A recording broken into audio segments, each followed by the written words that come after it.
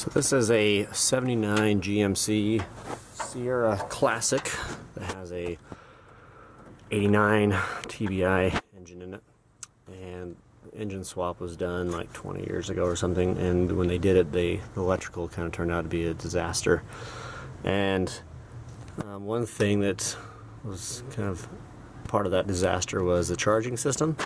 So this truck in the summertime would do just fine, or if you drove it a little bit in the winter, you never really noticed any issues. And then I got it and started driving it and noticed, well, it's hard to not notice, but I was driving it to work and I took off at like 6 in the morning, so it was dark, and I had the heater on, lights on.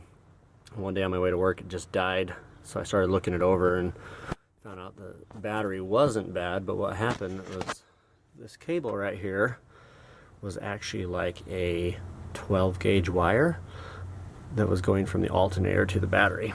So the alternator was putting out just enough power, the battery was fine, but the alternator, or due to that wire, it wasn't able to keep up with the amount of draw that was being pulled out of the battery from the heater and the lights and everything. So I went and got a battery cable from parts store and rewired it, and it's been doing awesome since.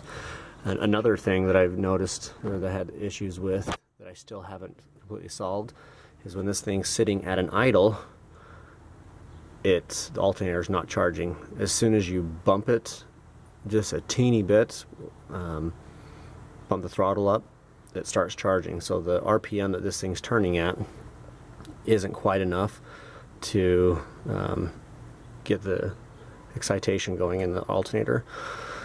So I'm probably just gonna bump up the idle just a little bit and see if that'll do it. If not, I can look into changing the pulley size and getting a little bit more speed out of that alternator. But anyways, just a couple little things that I found that were helpful in fixing the charging system.